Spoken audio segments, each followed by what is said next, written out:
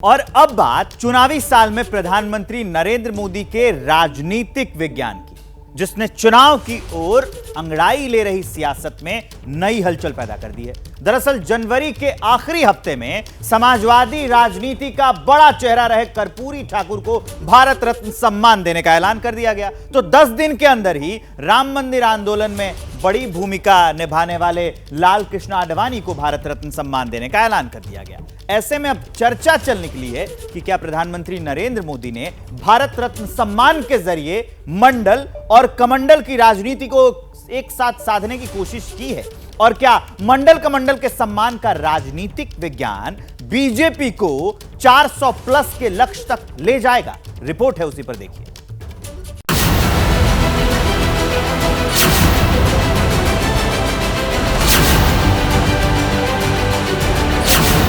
ये सम्मान उस विचारधारा का सम्मान भी है जो सिर्फ और सिर्फ राष्ट्र प्रथम को लेकर के ही चलती है। उनके सिर पे आ रही है, उनके स्वागत के लिए आप तैयार रहे। भगवान राम का नाम है।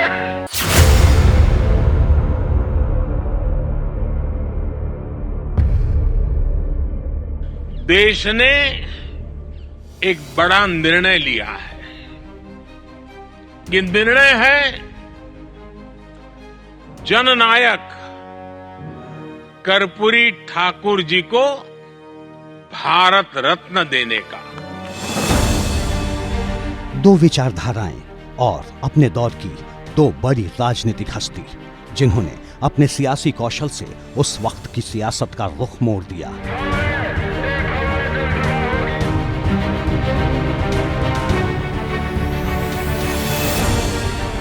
टीवी स्क्रीन पर दिखाई दे रही इन दोनों ही शख्सियतों में एक ही समानता है। दोनों को ही केंद्र सरकार ने भारत रत्न से सम्मानित करने का फैसला किया है। जननायक कर्पूरी ठाकुर जी को सम्मानित किया है। मोदी जी ने इस देश के 70 करोड़ गरीबों को सम्मानित करने का काम किया है। आदरणीय लाल कृष्ण आडवाणी जी को हमारे सबसे लोकप्रिय नेता भारत के प्रधानमंत्री श्री नरेंद्र मोदी जी ने भारत रत्न से नवाजा है। एक समाजवाद का महारथी, जिसने समाजवादी सिद्धांतों के जरिए सामाजिक न्याय को नई ऊंचाइयों तक पहुंचाया, तो दूसरा राष्ट्रवाद के लिहाफ में लिपटी हिंदुत्व की राजनीति का पुरोधा, जिसके रथ की रफ्तार ने भगवा सियासत को नया आयाम दिया। साफ लफ्जों में कहें तो लाल कृष्ण आडवाणी की विचारधारा और कर्पूरी ठाकुर के समाजवादी सिद्धांतों में उत्तरी ध्रुव से दक्षिणी ध्रुव के जितना फासला है। लेकिन केंद्र सरकार के भारत रत्न वाले फैसले ने दोनों को सियासी विमर्श के एक ही पटल पर ला दिया है, या फिर यूं कहें कि भारत रत्न सम्मान को भावी सियासत से जोड़ दिया है। पुराने कार्यकर्ताओं को साधने के लिए, जैसे पहले जैसे कर्पूरी ठाकुर के मामले में वोट बैंक साधने के लिए, वरना आरएसएस तो हमेशा कर्पूरी ठाकुर का विरोध ही करता था, बीजेपी विरोध करती थी। तो क्या आडवाणी और कर्पूरी ठाकुर को भारत रत्न सम्मान दो विचारधाराओं को साधने के लिए दिया गया? क्या फैसले के पीछे मंडल कमंडल की राजनीति को साधने का विज्ञान है? ये सवाल इसलिए भी उठ रहे हैं क्योंकि कुछ ही दिनों बाद लोकसभा चुनाव होने हैं, और कहा जा रहा है कि अगर बीजेपी को 400 प्लस सीटें जीतने का सपना साकार करना है और वोट बैंक मीटर को 50% के पार ले जाना है, तो फिर मंडल कमंडल दोनों की राजनीति को एक ही डोर से साधना होगा। कर्पूरी ठाकुर के बाद भारत रत्न के लिए लाल कृष्ण आडवाणी के नाम के ऐलान पर सियासी सूरमाओं का इशारा इसी ओर है। ये सम्मान भारतीय जनता पार्टी अपना बोर्ड बांधने के लिए कर रही है। अब जरा आडवाणी और कर्पूरी ठाकुर को भारत रत्न सम्मान देने के पीछे की क्रोनोलॉजी समझिए। पिछले महीने की 22 तारीख को अयोध्या में भव्य राम मंदिर की प्राण प्रतिष्ठा हुई। यूं तो प्राण प्रतिष्ठा में मुख्य यजमान प्रधानमंत्री नरेंद्र मोदी थे, लेकिन ये समझना होगा कि जब राम मंदिर के लिए आंदोलन अपने उभार पर था, तब उस आंदोलन का सबसे बड़ा चेहरा लाल कृष्ण आडवाणी ही थे।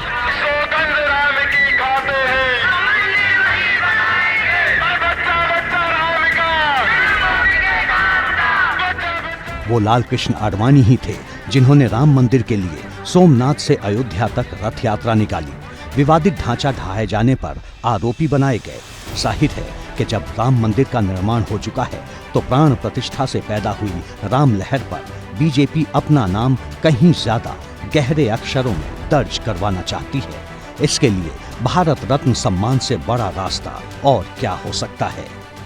उनका इतनी कंट्रीब्यूशन रही है, is one of our tallest leaders. Bharat Ratna Shri Lal Krishna Advani ji को उनके इस आज के उनको जो सम्मानित किया गया है उसके संदर्भ में उनका अभिनंदन करने यहाँ आया था। और उनके सम्मान से हमें व्यक्तिगत तौर पर और देश के लाखों करोड़ों लोगों को इससे बहुत आनंद हुआ है और उसी की अभिव्यक्ति करने में उनके पास आया था।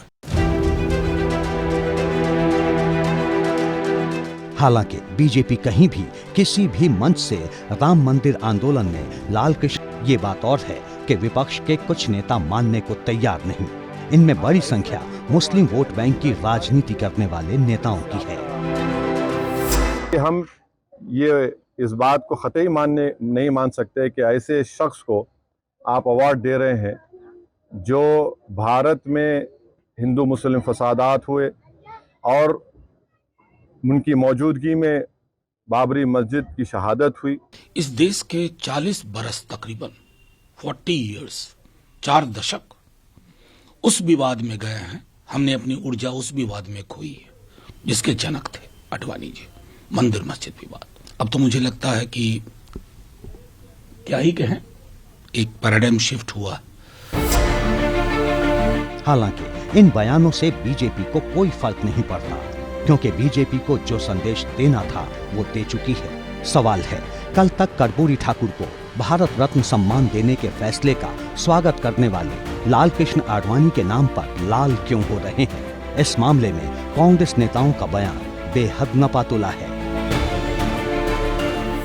आडवाणी जी को भारत रत्न मिला है सर, उस पे अरे ऑन किया मैंने ठीक है। माना जा रहा है कि 10 दिनों के अंदर पहले कर्पूरी ठाकुर और फिर लाल कृष्ण आडवाणी को भारत रत्न सम्मान देने के पीछे की रणनीति कांग्रेस समझ चुकी है। लिहाजा वो किसी एक ओर दिखना नहीं चाहती। अब देखिए, चुनावी साल में कर्पूरी ठाकुर को भारत रत्न सम्मान देने के फैसले के पीछे किस तरह की चर्चा है। समाजवादी राजनीति में कर्पूरी ठाकुर की पहचान जननायक की है। कर्पूरी ठाकुर की भ्रष्टाचार रहित छवि सीधे उन्हें जनता से जोड़ती है। कर्पूरी ठाकुर ने मंडल आंदोलन से भी पहले पिछड़ी जातियों को 27% आरक्षण दिया था। सबको न्याय, सबको समान अधिकार, हमारे संविधान के मूल मंत्र को सम्मानित करने का काम कर्पूरी ठाकुर जी को भारत रत्न देकर किया है। और नरेंद्र मोदी जी ने आज देश के करोड़ों गरीब युवाओं के मन में, अगर हमें जोम है, संघर्ष करने की धगस है, हम पढ़ाई लिखाई कर कर आगे आना चाहते हैं, सिद्धांतों के आधार पर जीवन जीकर अपना जीवन व्यतीत करना चाहते हैं, तो हम भी कुछ भी बन सकते हैं, भारत रत्न भी प्राप्त कर सकते हैं। वो आशा को जीवित करने का काम है। यानी चुनावी साल में बीजेपी ने एक ही तीर से 2 निशाने साध दिए हैं। कर्पूरी ठाकुर के सम्मान के जरिए समाजवादी राजनीति का दावा करने वाले सियासी दलों की जमीन पर नजर जमा दी है, तो आडवाणी का सम्मान कर बता दिया है कि हिंदुत्व पर बीजेपी की लाइन वही है जो राम मंदिर आंदोलन के वक्त थी। मंडल कमंडल के सम्मान के इसी राजनीतिक विज्ञान ने अब समाजवादी सियासत की धड़कनें बढ़ा दी हैं। पूरी जी का एक अलग ये था, गरीबों के नेता, झोपड़ी के लाल, गुदरी के लाल, समझा के नहीं, और कभी हाथ पसारा नहीं।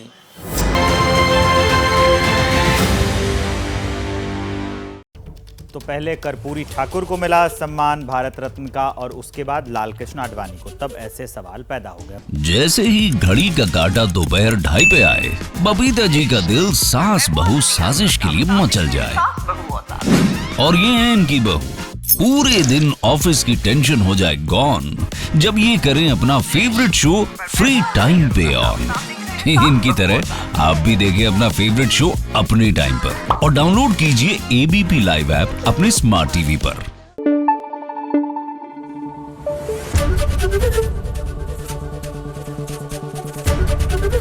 एबीपी न्यूज आपको रखे आगे।